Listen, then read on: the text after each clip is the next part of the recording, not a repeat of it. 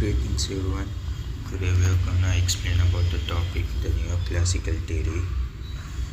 The origin of neoclassical theory is owed to human relation movement which followed the experiments carried out by Elton Mayo and the staff of Harvard Business School at the Hawthorne plant of Western Electric Company.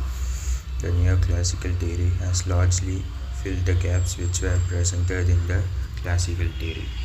The contributions of neoclassical theory.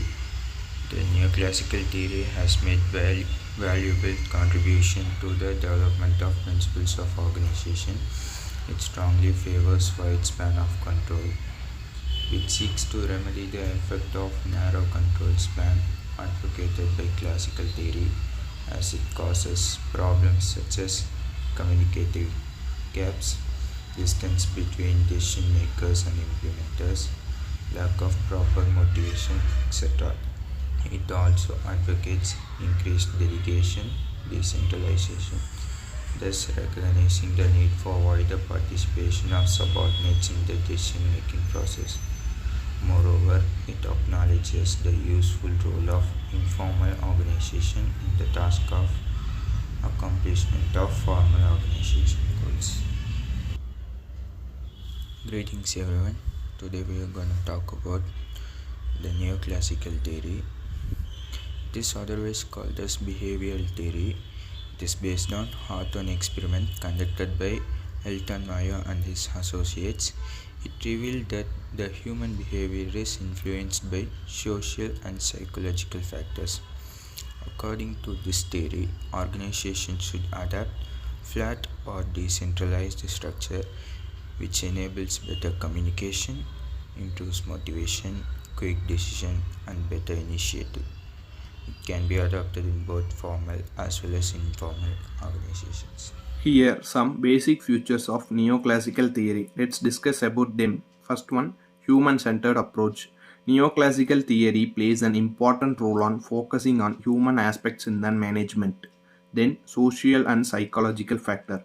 This feature highlights the significance of considering social and psychological factor when managing an employee of an organization. Motivation and job satisfaction.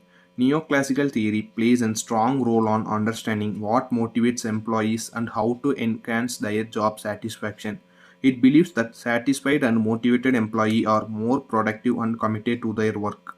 Then, democratic leadership. Neoclassical theory promotes democratic or participative leadership where employees are involved in decision making process.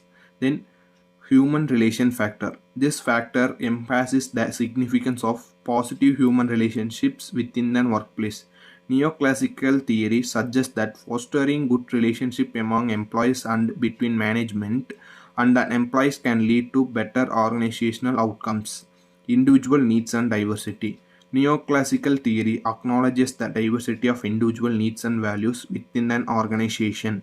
It suggests that management should cater to the unique needs and difference of an employee to create a more inclusive and supportive work environment.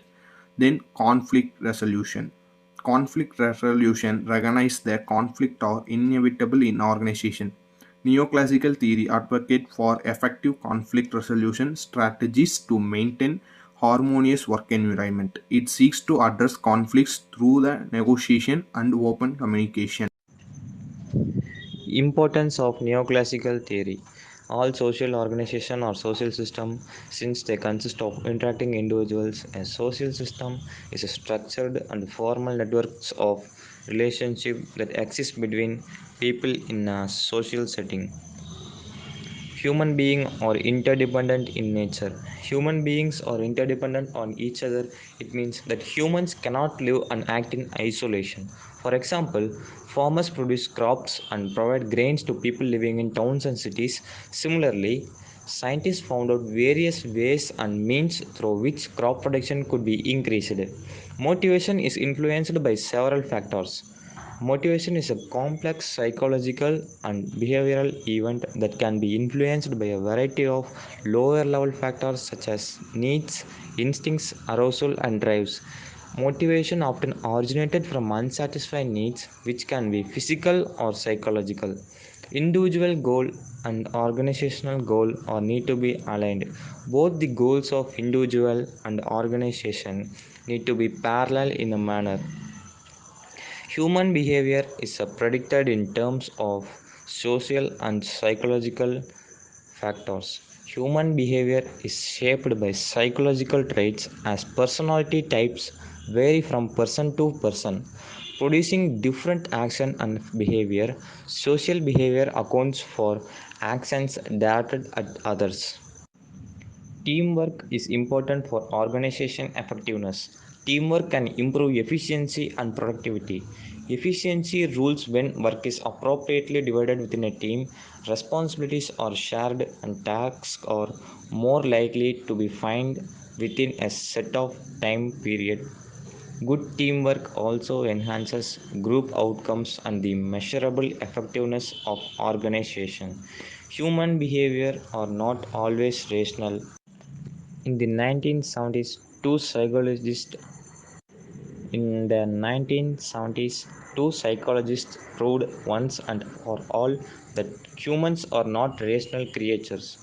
Daniel Kahneman and Amos Tversky discovered cognitive biases showing that humans systematically make choices that defy clear logic. Advantages of neoclassical theory. Human focus. This theory mainly focuses on human behavior. Human behavior can be predicted in terms of social and psychological factors. Motivation and moral. Motivation is an important aspect in neoclassical theory as this theory is focused on human behavior. Human needs to be motivated to do a job efficiently. Nowadays, self-motivation is very important. Effective communication. As this theory is based on decentralized structure, there is a better communication in the organization. Subordinates can communicate with their superiors about the decision-making process. Flexibility and adaptability. This theory is easily flexible and it can be adopted in both formal and informal organization. Quality of work life. As a human focused theory, it has a quality work life for the employees. Long-term perspective. This theory visualizes the goal of organization in a long-term perspective. Social responsibility.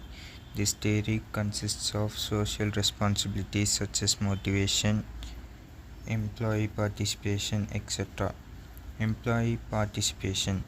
This is a major advantage as the lower employees can also participate in the decision-making process. Hello friends, today I talk about neoclassical theory drawbacks. Neoclassical theory is incomplete theory, so you cannot apply to all situation and the various structure of organization provided by it cannot to be applied to all business. Similarly, no one structure will work in all business organization. Neglect of social and physiological factors. It often downplays the importance of social and physical aspect of work such as interpersonal relationship, job satisfaction and employee morale.